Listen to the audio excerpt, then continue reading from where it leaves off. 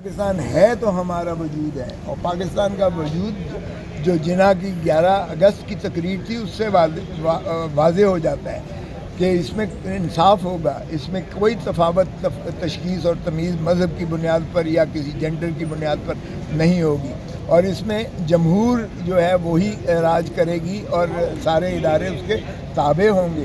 تو ہم تو وہ فلاحی اسلامی ریاست چاہتے ہیں جو جناح کا ویژن تھا، اور جو آبجیکٹیو ریزولوشن میں مقاصد قرارداد پاکستان میں جو آرٹیکل 2(a) کو آئین کا لازمی جزو کو منضبط کیا گیا ہے، ہم اسی جناح کے اسی پاکستان کا جو ہے منائیں گے اور اعادہ کریں گے کہ خدا را ہوش کے ناخن لیں، اگر فسطائیت کرنی ہے، اگر ڈکٹیٹرشپ چلانی ہے، اگر ملٹری ڈکٹیٹرشپ جانی ہے، تو پھر وہ گوری ہیٹ والا، وہ پھر ہیٹ والا برا تھا، تو وہ انصاف تو دیتا تھا۔ آپ نے تو انصاف کے ایوانوں کو بھی جو ہے اپنی غلامی میں لے لیا ہے۔ ہم منائیں گے، اور یقیناً ہم پاکستان کا دن منائیں گے، پاکستان کا جھنڈا لے کر منائیں گے، ایک طرف جو ہے پاکستان تحریک انصاف کا جھنڈا رکھیں گے، اس لیے کہ عمران خان بھی آئین کی جو ہے بالادستی کے لیے ہی جو ہے کوشاں ہے، اور وہ آج جیل میں پڑا ہوا ہے، کیونکہ وہ کہتا ہے کہ آئین میں ہر چیز کو متعین کر دیا گیا ہے۔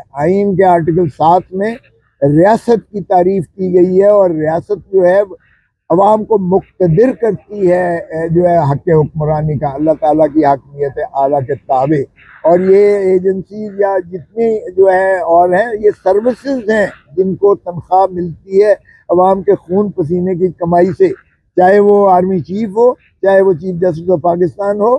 دیکھیے، یہ عوام کے یہ انسٹرومنٹس آف دی اسٹیٹ ہیں، یہ اسٹیٹ نہیں ہے، اسٹیٹ یہ ہے جو عوام کے منتخب نمائندوں پر محیط ہوتی ہے، جینوئنلی منتخب نمائندوں پر۔ اسد صاحب نے کہا ہے کہ اس وقت ایک نیشنل ڈائیلاگ کی ضرورت ہے، آپ کے خیال میں ایسے کون سے اہم قومی ایشوز ہیں جس پر بات ہو سکتی ہے؟ دیکھیں، قومی ایشوز تو آپ کے سامنے ہے، کیا حق حکمرانی جو ہے عوام کو میسر ہے یا اسٹیبلشمنٹ کو؟ اس کو طے کر لیں، کیا اسٹیبلشمنٹ جو ہے عوام کی خادم ہے یا عوام کی حکمران ہے؟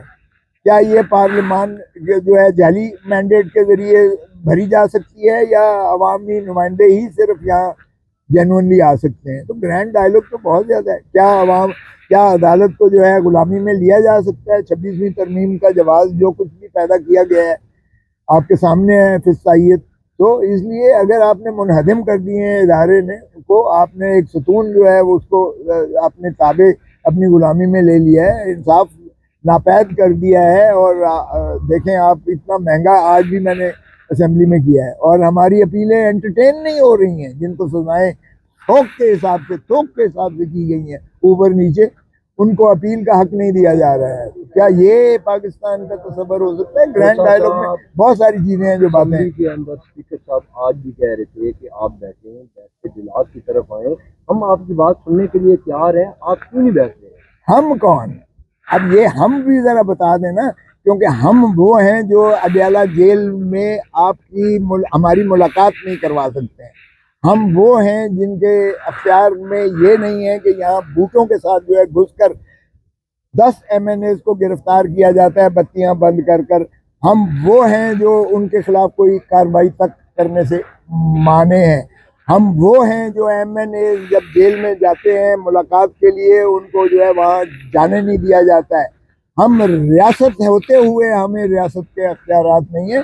ہم پہلے اپنا تو تعین کر لیں۔ مجھے یاد ہے کہ بے نظیر بھٹو رانی شہید نے مجھے سربراہی کمیٹی میں بھیجا تھا مشرف کے جو ہے پرائم منسٹر جمالی کے ساتھ ڈائیلاگ کرنے کے لیے، تو جنرل پرویز مشرف کو اپنا جمالی صاحب کو پرائم منسٹر کو میں نے کہا، جی آپ بتائیں کہ ہمارا پہلا مطالبہ یہ ہے کہ جنرل پرویز مشرف وردی اتارے، اور وہ کہتا ہے کہ وردی میری کھال ہے۔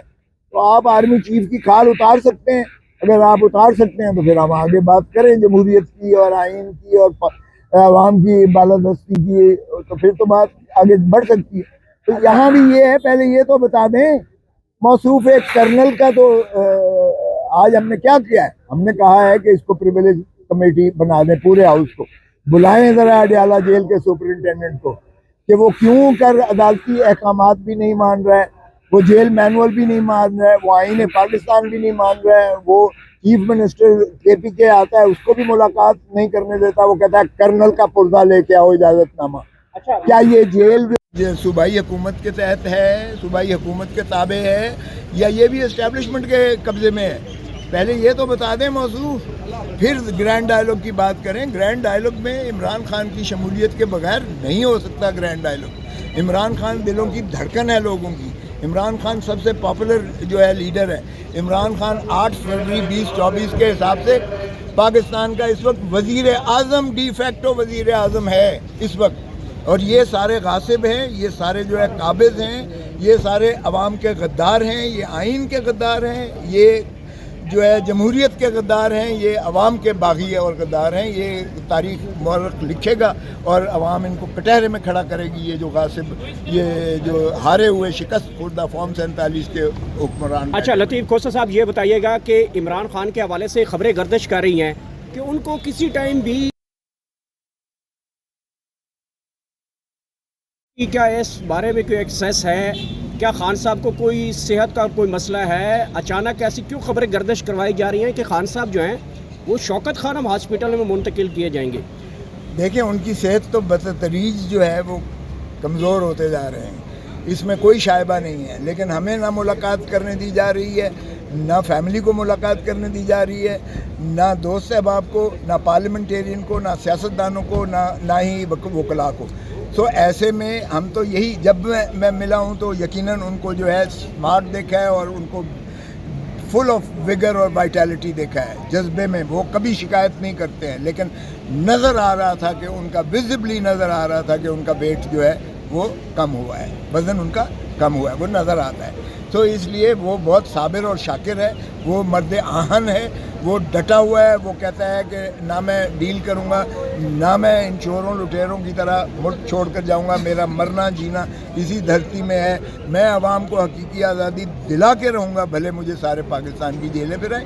तो इस अज़्म के और इस जज्बे के साथ वो मुल्क के लिए, वो मुल्क के नस्लों के लिए, आइंदा नस्लों के लिए, वो धरती माँ के लिए वो ये सज़ाएँ झील रहा है, भुगत रहा है। मैं समझता हूँ कि ऐसे हर दिल अजीज़ शख्स को, जो पाकिस्तान को अरूज पर ले जा सकता है, पाकिस्तान की आवाम को वो जो है मुत्तहिद कर सकता है, न सिर्फ पाकिस्तान की आवाम को, वो बैनुल अक़वामी तौर पर इतना कदावर शख्सियत है कि वो सारी मुस्लिम उम्मा के 56 मुल्कों की सरबराहों को वो इकट्ठा कर सकता है। और अगर 56 मुल्क हमारे इकट्ठे हो जाएं तो मैं समझता हूँ इसराइल को जुर्रत नहीं हो सकती है, जो जेनोसाइड हमारे जो है हम वो कर रहा है, फ़लस्तीनियों का कर रहा है, जिस तरह से वो उस 20 लाख की आबादी को मिसमार करके वहाँ पर कब्ज़ा करना जा रहा है, जिस तरह से वो बेदरेगी से कत्ल गारत गरी बच्चों की कर रहा है, औरतों की कर रहा है, मर्दों की कर रहा है। ये शर्म आनी चाहिए। मैं समझता हूँ मुस्लिम उम्मा सारी को ये गैरत पकड़नी चाहिए,